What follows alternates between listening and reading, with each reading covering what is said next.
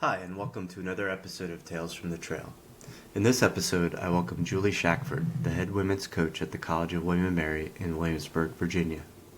She brings a lifetime of experience in soccer and specifically the college game and provides some of her insights into recruiting. She's a true resource at the helm of a legendary women's program. We cover many areas including her recruiting strategy and building team culture. This is a fantastic episode. Enjoy! So you guys are headed off to Richmond today, right? For the Jefferson Cup, a big regional tournament. How many games do you think you'll end up watching up there this weekend? Wow, that's a great question. There's usually 5 or 6 time slots, and we usually do two per time slot times three Mhm. people. So Right. probably 50 to 60 games at least to have. Wow. Right. Yeah, Jefferson Cup is a really historic tournament here in Richmond, and it's a great one for the girls just because with the ECNL platform and the GA platform, there's so many separate tournaments, and Hmm. Jeff Cup brings it all together. So you'll have teams from all levels, all platforms. So it gives some of the small dogs a chance to compete with Right. teams playing in the what perceived to be the higher level platforms. Right. So leading up to the Jeff Cup, so from a recruit standpoint, it's obviously you're going today, so this is a little late. But for the next big event, how would a recruit, position themselves with you through an email so that you are aware of them and possibly inclined to go see them play one of their matches? Yeah, I mean, for us, we're working primarily on 2025. So those are high school sophomores. Wow. Our junior class is all but done. But typically, if a kid takes the time to write a professional email, and we know where they're going to be, and they include all the details, and we get a bit about their academic information that makes them kind of fit into what a William and Mary student athlete should look like, then we will take the time to go watch them. So we take that part seriously and try to hit as many kids as we can who have written us, for sure. Right. Um, so you're on 2025. Wow. Mhm. So when when do you start looking at recruits? So I imagine their freshman year, yeah? Yep. Typically we do. And normally we're not done as quickly as this class kind of went. It really was organic. It wasn't planned to go early, but sometimes that's just how it is. Hmm. But yes, we'll start tracking kids even in 7th and 8th grade. We'll make our ID clinics open to them, and just having been in the game for 40 years, like knowing kids all over the country and kind of their levels, and so it's not unreasonable for us to at least get those kids in our head in 7th and 8th grade, and then start to track them their freshman year, but also knowing that development is not linear, and that kids develop at all different ages, and Right. we'll continually look for players. And look, if we get a kid that's a junior that is better than anybody we have or anybody we're bringing in, it's not like we're not going to potentially recruit them as well. Right. Right. So from an engagement standpoint for a kid, so when do they start writing you and trying to get on your radar? Yeah, I would say most of them start in 8th or 9th grade now, getting on the radar. And Yeah. I think it's a train in the women's game, like, that you can't really stop. Like, I don't know how, between parents and clubs and coaches and colleges, it just feels like everything starts so early, and Right. so it's not unreasonable for kids to start emailing in 8th and 9th grade. Wow. Um, and so let's get back to Jeff Cup. So there are, what does an email look like? One that is going to catch your attention. How do they structure it? What information do they provide? What is a kind of a best case scenario email for you um, as you're getting them in? And when do they send it? Yeah, Leading up that's a to an great event. question. Yeah, Yeah. because we have to, like, put compile so many kids into schedules. You know, we usually stop coordinating like a day and a half before we go. Hmm. So, we encourage kids to do it, maybe 10 days to a week out, once they Hmm. know their schedules. And a good email to me is pretty simple and short and concise, where maybe the subject line has a high school graduation year, club name, what the name of the tournament, and then in the body of the email, certainly something about where they're from, where they go to school, what their grades are like, the level they play at, and their schedule from roster Right. number to time to field number. Right. Okay. And do they include any video on there? A lot of them do, because a lot of them have, Instat or Huddle, or, a lot of this recruiting services have that. So yes, we'll Mhm. definitely take a peek, though. I've made one decision in 30 years on video alone, and so it's definitely a tool, but it's not the be all and end all either. Tell me about that kid. Um, That decision on. yeah, it was when I started the program at Carnegie Mellon back in the early '90s, and it was a kid from Iowa, I think. And the problem with video is you can't really exact the speed of play. Hmm. It's hard to, it's especially for a kid that's from a geographic area that I don't really recruit in. Hmm. It's just really tough to benchmark. Um, exactly, what the level is Right. Right. So this kid must have been outstanding for you to on take video. a She was chance. outstanding, but didn't Yeah. really pan out. So Oh, really? yeah, so that's why I in general do not make decisions on video. Certainly it's a tool, and Right. can work in favor of me going to see them and prioritizing them, but Mhm. for me it's Yeah. not the all. Yep. Um, so yeah, I need to reset a little bit here. I'm here this morning with Julie Shackford. Everyone calls her Shax. I don't know that I've ever heard anyone call you Julie. She is the head women's coach at the College of William and Mary in Williamsburg, Virginia.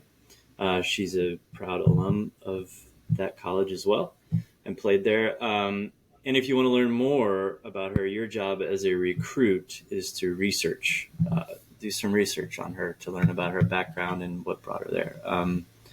Pretty cool career. What else can we get into here? So let's talk about you're at the Jeff Cup, and maybe there's a kid that wasn't on your radar necessarily. You're there watching another kid in a match, and what is going to make someone who wasn't on your radar get on your radar by watching them? Obviously, they score a banger, a really good tackle, something like that is going to do that. But maybe just from like we were talking about beforehand, an intangible kind of behavior that is going to make them, get on your radar, so to speak. Yeah. Yeah, I mean, I think a couple of things. I think that, a lot of youth players don't really understand that they're only on a ball for, at best, a minute during a game. Maybe the Messis of the world are on it for a minute and a Right. half. And so I think what these, young players do off the ball is really important to me. How they move, how they work in transition, how they get themselves in the good spots to make plays. Like, that's a big one for me. And then I think, one of the other things is work rate slash grit slash passion for the game. Like, Right. and that's a big one for me. And I think over the years that college is an environment where it's not always the most talented players who do well, but it's that combo of talent, work rate, consistency, and bringing energy to the table every day. Right. Right. Um, so maybe talk about um, a time or two where you've seen some things like an interaction with a referee or a teammate or a coach that on one side got you interested, and on the other side made you go, "No, there's no way I could bring that into the culture of our team." Yeah, it's funny. I was at IMG last week or 2 weeks ago, and it was a very young top hat. And I think they were playing like a Lone Star team, and I think they were under 13s or 14s. And there was a young lady on the field with the worst attitude, Hmm. belittling her teammates, putting her head down, responding to mistakes poorly.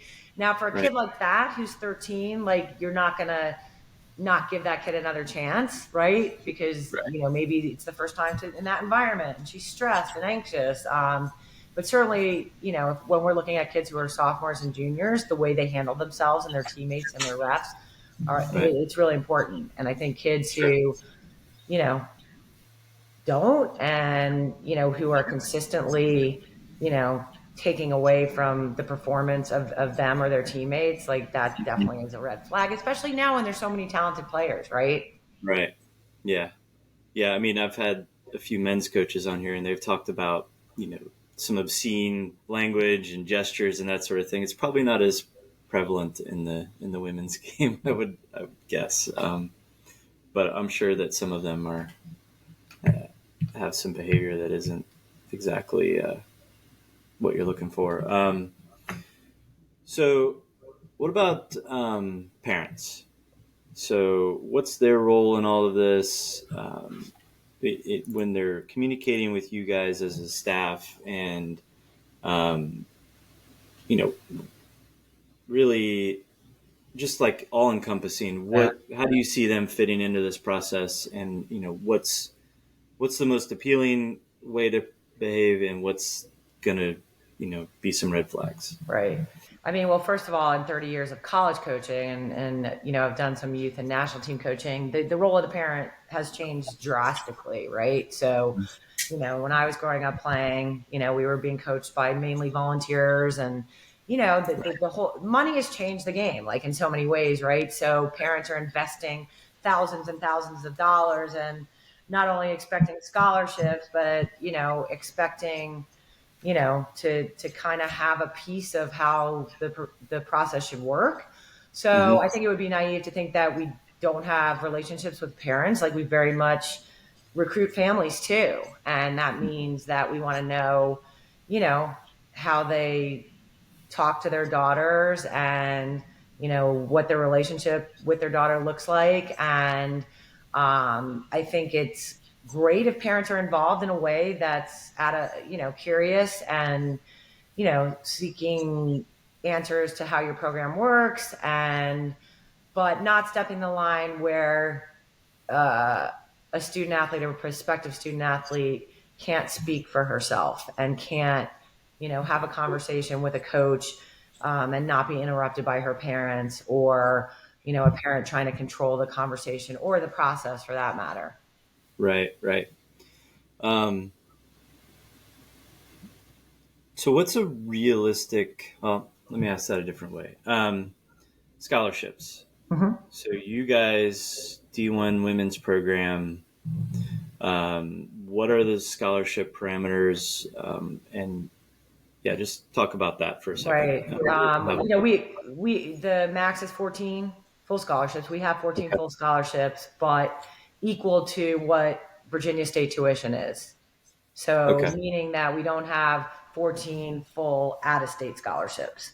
Gotcha. Yeah. Vastly different numbers, but enough that we can bring players in on scholarship, and there's very few that are on full scholarships. I think we might have two right now, and so most of the money is split and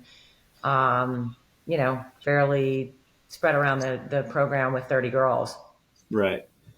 And most people take advantage of, or some people, I guess, take advantage of other scholarships or other aid or whatever, some combo of money, athletic money, as well as academic or need based money. Is that the way you Yeah, I guys mean, a kind place like William and Mary, there is no merit money within the university, just because we're a top 10 public institution, and everyone coming is you know pretty much ridiculous academically, as you of? know. But there are private scholarships that people look into, and anything from their Rotary clubs to the Right. Y. And then Right. certainly we have a need-based scholarship program, financial aid Mhm. program, where money can be packaged based on pure need. Right. Okay. Um, so let's get back to, a player coming to you, and how important it is to choose a school that is the right fit for you instead of just looking to play. You know what I mean? Yeah. So and other people I've talked to, they've talked about the transfer portal and Hmm. how it's being used now, by kids and by coaches. Hmm. And so when you come to a place initially, as a freshman, the transfer portal may be the farthest thing away from your mind, but like taking the steps to check the boxes of what you're looking for as you're making your selection initially. Um, just talk about how important that is, and finding the right culture in the institution as well as Hmm. in the athletic program that they're looking into. Yeah, no doubt. I mean, I wish that more, prospective student athletes would think about, if they weren't playing a sport, would this be the school that they would want to be at? And I think Mhm. that because everyone gets so wrapped up in the soccer and the level and the scholarship and this and that, they don't always take the time to think about that, where, 99% of college student athletes are playing for 4 years and that's it. And Yeah. when you're done with it, nobody's going to care whether you played at, CNU or UNC or, but did you have a good experience? And Right. were you able to develop as a student athlete in person over your 4 years? So I think finding a school that kind of checks those boxes should be first and foremost. Right. Second, I think using your academics to get you into the best possible school that you can play at. And thirdly, thinking about what you want out of a program. Do you want to come into a program that's top 25 where you might not play, Hmm. and work to get to the point where you're playing? Do you want to come into a program where you can impact right away? Right. And William and Mary's full of athletes that could have gone to, Power Five schools, but, chose William and Mary because they know they could impact right away. And I do think the culture piece is huge because you know, how a team trends in terms of keeping their players in the program and are they going to the portal? Now, the one great thing at William and Mary is that, our school is amazing, right? And so Right. most kids are not going to leave William and Mary. And, we've kind of left open a spot for a grad student every year and over the last couple of years with COVID. But for me, the portal doesn't really intrigue me, only because I think there's, everyone's looking for the greener grass, right? And I think Yep. that,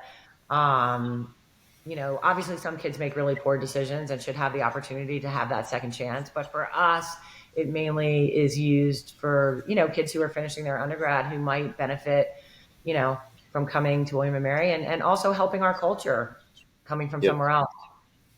Yeah. Bring more of a leadership experience kind of vibe to them. Yeah. So talk about your culture a little bit. So, you've been there now. This is your Four and a fourth half year, years. four and a Yeah. half years. So, Hmm. I mean, you obviously understand the history of the program. You were part of it, and so you guys have a unique culture. And so maybe talk about that and the kind of recruit that you're trying to bring in and that sort of thing. Yeah, the one great thing about our program is John Charles and then John Daly was with the program for 35 years. So we have 350 alums, and most of them are pretty invested in the program. And so when we took over, I think JD was towards the end of the career, and I think we really spent the majority of our first couple of years on building a culture and what that meant, and that meant like building a vision or a mission statement for who we are, what we are, and where we want to go. It meant Mhm. coming up with some core values that all of our kids could ascribe to on a daily. It meant that when you walk into our locker room, every kid's locker has the name of every student athlete that wore their jersey. Oh, Um, cool. so that, when you're coming in and maybe having a bad day or got a C on an exam and you go in and you see like, Jill Ellis wore my jersey for 4 years, like that's pretty motivating. I'm going to get my head out of the sand and go compete. You know what I mean? Right. Right. And we have a whole playbook that, for everything that's off the field and on the field. But I think the person that we attract has partly to do with William and Mary. They're very open-minded, high-achieving kids, but we really want players who want to be part of something bigger than themselves. And Right. we have a mantra this spring: sweep the shed, and nobody's above doing anything. Um, any part of our program, and whether that means talking to the custodian or helping us move equipment or whatever it is. We want a person who's pretty selfless and and open to feedback and coaching, and really wanting to push themselves to be a better person by the time they leave here. Right. Um, One of the characteristics you talked about, I wrote it down. I'll combine them. Well, no, they're different. You talked about grit, or you mentioned grit. Now I want you to talk about grit. So, what's an example to you of like a story of seeing a kid exemplify grit and what that means to you? Yeah, I mean, like there's definitely kids who every single game put it on the line, whether they're in practices or games, and that. But I think those are the minority. So I think to me, grit is more like, can you take everything in and perform at a high level and not let mistakes get you down and come back the next day ready for more. And Right. so I've had like on my Final Four team, I had kids who walked onto the program and who ended up starting. You know what I mean? And so, I have a kid who was an engineer who's now like flying planes for the Navy. And she was the only engineer I ever had. You can imagine those kids, like every time they turn in a problem set, the next one's coming, and Right. she just kept coming back. Like the first day, she watched us do fitness. It was the hardest practice probably we ever had, and really just kept grinding, and never stopped trying, never stopped working, and so I think it's those kind of kids that I respect and work with so well. Right. And so, like I said, again, I don't think it's just the kid that you look at from Long Island who's tough and strong and competes, but it's like how you handle all the ups and downs of being uh, an athlete, because there are so many Right. of them. Yeah. So it's kind of like a combination of grit and resilience and just being up for it all the time, Yep, that kind of thing. And that translates into passion for the game as well, right? no So, doubt. I mean, those types of kids are really going to stand out to you. Yeah, I mean, I Yeah. think like when you're putting 40 hours a week into your sport, between practices, meetings, rehab, lifts, um, getting up at 6 a.m. to get to the weight room on a rainy Tuesday, like, you know, you have to be passionate about it. And a lot of kids come to college and don't really understand the time commitment. They think because Right. they played on an ECNL club team that they've got it covered, Right. but it's exhausting when you put that on top of classes. And so yeah, people that can withstand, and that doesn't mean that these kids are 100% every day, but they give whatever their 100% is every day, if that makes sense. Right. Absolutely. And it's kind of what separates and makes you a good college player from when you were a youth player is you have to build on your passion and your grit, or else you're going to be miserable if you don't have that in you, Yep. um, because it is a grind, and it is something that you have to always have in your mind that you're working towards something, Yep. and just you have to find a way to enjoy that process of the 40 hours a week to get you Yep. to your goal, I guess.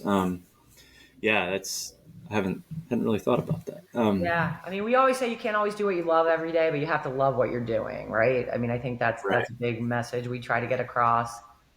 Yeah, yeah. Um, so talk about like, you know, positive versus negative um, recruit or players that you have or have had, and why being negative isn't really going to work necessarily, and that sort of thing. It Yeah. was a thought. I'm trying to develop it into a question, Yeah. but No, I I think get you it. know where I'm going with that. Yeah. Yeah. Like we talk about Eeyores and Tiggers. Like, are you going to be an Eeyore and, you know, it's only raining on me type of mentality, or are you going to be a Tigger and kind of embrace all that happens? Right. Um, and I think it's easy to get sucked into the negative, when you're tired and you have tests and today's practice is going to be hard and Right. that's why your culture is so important. And every one of our seniors is invited to be part of our tribe leadership council, because to me, if you've made it that far, then you have the right and the privilege to lead the rest of the group. Mm-hmm. And so, because we have kids in that class always that don't play or play very little, number one, they're always connected, but number two, they won't allow the negativity, right? And so, Right. I think, that's worked out really well for us. Mm-hmm. And we have enough internal mechanisms that I don't have to be a kindergarten cop about that stuff. Like, unless it gets like, to DEFCON level where you definitely Right. have a kid that might not belong in your program, right? But I think Right. in general that if you have a strong culture, it will withstand some of that negativity for sure. Right. Yeah. Yeah. I mean, that's pretty cool that there's just the infrastructure that you've set up. Is that pretty common, do you think, through college teams or? I don't know. I mean, I think it should be, because I think you can't win until your culture's in place. Right. But I think that's just how my mind has worked. And after 30 years, that's just kind of how I feel for Right. me works well. Right. Right. Um, looking at my notes up there. Hmm. So talk about visits. The kid has written you a good email. They've convinced you that you need to see them play. You're like, oh, cool. You play pretty well. And then you get to the point where they are visiting your campus, and talk about some of the things that um, they should be asking, some of the homework they should do beforehand, Hmm. um, and just talk about that process a little bit. Yeah, I mean, like certainly a kid, after we've watched them a few times and talked to them and vetted them through their coaches and all that kind of stuff. I mean, I think it's probably unreasonable to think that a kid is going to know everything about William and Mary, but they should obviously know geographically where it is and how many kids are Right. there, what type of school it is. And then, we provide them a pretty good overview of everything when they come, from academics to, how our program looks on the daily. And I think questions for them are, what does a typical day look like? What do you do in the, spring or off season? What does your team do to connect? What are the links between academics and athletics? Um, you know, how does it work if you miss a class? Right. What are your goals as a coach? Are you going to be here? Are you leaving? Um, how do you play? What are your expectations from Right. players? Right.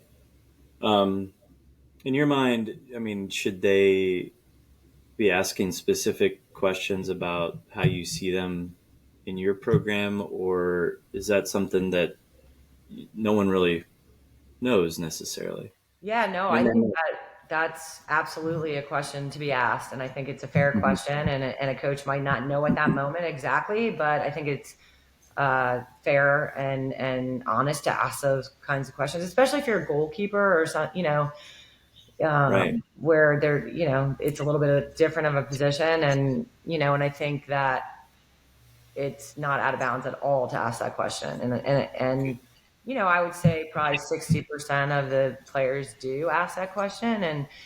And for me, like my kind of answer to all those is like, I wouldn't be bringing you in for a visit if I didn't think you could impact our program. But I've coached some pretty high level kids over the years, and I never promise anything. Like Right. because that's up to them and how they develop and what the rest of the class looks like. And so the only thing I offer is that I wouldn't be recruiting you if I didn't think you can make an impact in the program. Right. And so, like, what do their interactions usually look like with their hosts and that sort of thing, like with the players away from you and your staff?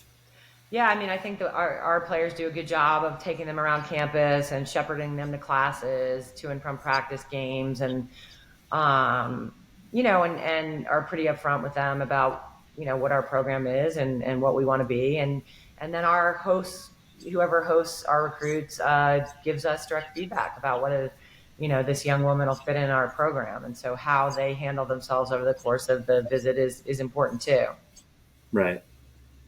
How many times have they has have your players come to you and said, "Don't, no, don't take this kid"? Yeah, I mean, I've definitely had a handful for sure at William and Mary in my 4.5 years, and I think one of the kids we ended up taking, and she's one of our best leaders now, and so there's a little bit of a 16, 17-year-old being on campus and not always handling themselves well because they're stressed or Right. anxious, or you know what I Right. mean, or Yeah. lacking confidence in that moment. So you try Right. not to be overly judgy, but if it's a Right. huge red flag, then they'll tell us. Yeah. I mean, I remember being 16 or 17. I was really immature, and you get to college, and hopefully you grow up a little bit, and your decision making changes a little bit. So I'm sure that you see that. Obviously, that's a great example of someone who just evolved into a grown up, so to speak. So what about? Also wrote down ID camps. Right. So it's a it's a it's a great way to connect with a school. Obviously, um, as a kid is building up to coming to an ID camp. Um, Obviously, you're going to know about them because they've paid you to come to that. So what should they be doing, especially as we get closer to summer, right? So they need to be selective on where they're going, and so what talk about the process of coming into an ID camp and what they should be looking for.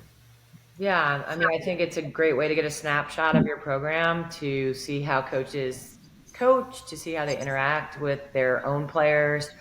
Um, and I think that it's a great opportunity for kids coming to ID camps to see what the school is like and to see what the vibe and energy is like. And I think it shows that you're committed to exploring William and Mary. You know what I mean? So that to us, for the kids that were going after hard, like that's kind of like one of the steps on what I call like a marriage. It's not an affair. It's like Mhm. you're going to have to hit a lot of boxes along the way, and it's not going to be a quick decision.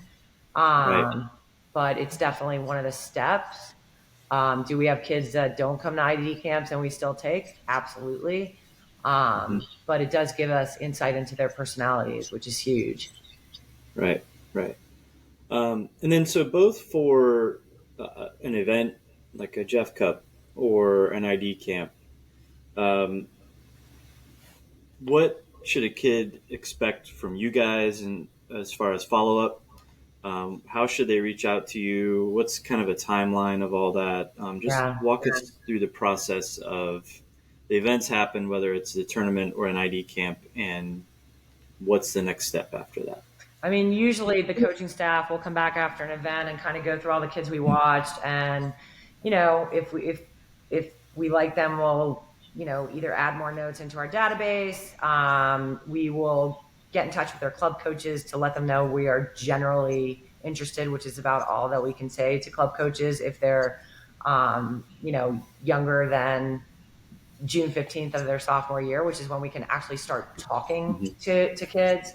We have a revolving group of recruits, and so we can invite them to ID camps, the ones that we can't talk to, Hmm. and like I said, talk to their club coaches generally, and then just keep building a case for the kids that we're really interested in. Hmm. How influential is the club coach in this whole process? I mean, for the ones that I know and trust, it's really important because I think, the ones that know me and know how I coach and what my expectations are and how a kid would fit, it's really important, and I think that we've spent a lot of time as coaches in our staff, having Zooms with club coaches and Mm. letting them know what our expectations are. And the club that I used to coach at, FC Virginia, in between Princeton and William and Mary, I mean, they are so organized that their club coaches have Zooms with their college coaches before they go to college. So, I think the better club coaches out there are really good at helping kids find a good Right. fit. Now, there's definitely club coaches out there that all they care about is getting their kids into Power Five schools so they can, you know, impress the parents, kind of thing. But Right. the good ones really do a pretty good job of, letting us know what a kid is really like, and Right. yes, Shax, I think this kid would fit great with your program, etc. Right. Right. Yeah. I mean, it's plays into that whole finding the right spot instead Yep, of just any spot to play. sure. Yeah. I mean, I think a lot of parents and kids don't understand how um, a club coach can be a conduit to the right fit. I think that sometimes gets lost. So yeah. Um, so we'll kind of wrap up. One thing that's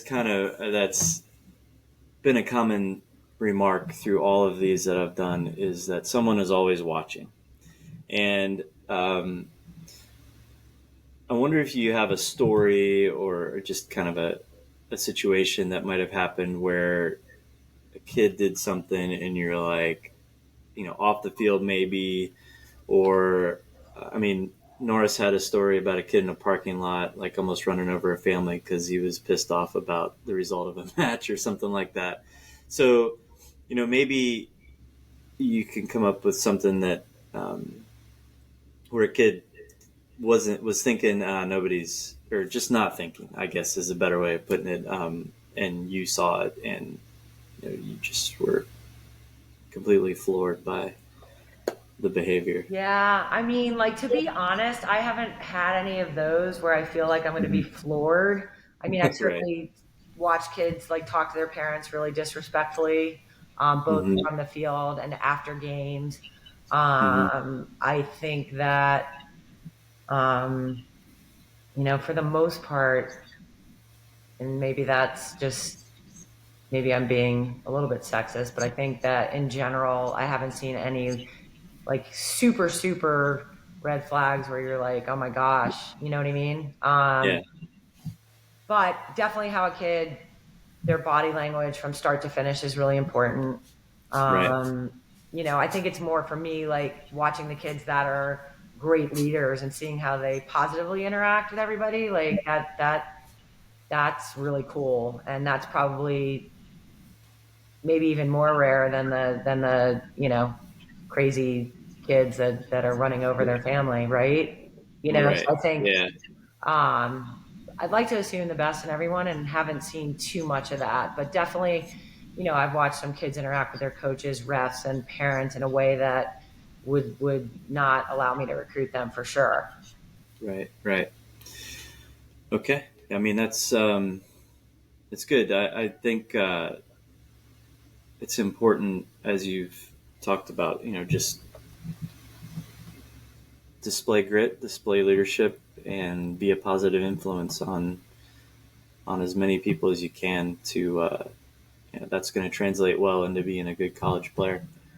Um, yeah, I think this has been great, and good luck this weekend. And I know that you have a match and all that. So, you have anything else, or No, I mean, I think, thanks, Scott, for having me on. And I think just, for all those players out there, that finding the right fit is big. Using your connections and club coaches to help you figure out a level that's going to work for you. And ultimately to be able to look back and say that these were the 4 best years of my life. And, I think if everyone had that kind of barometer, you'd see, less than thousands in the portal and a yeah, lot happier kids, parents, families. right? Great. I mean, those are wise words for sure. Yeah, I'm grateful to have you on, and always welcome. I'll definitely have you back on eventually, and we'll talk soon. All right, Thank you, sounds Chad. great. All right, thank All you. right, cheers. Take care. All right, bye bye. Bye.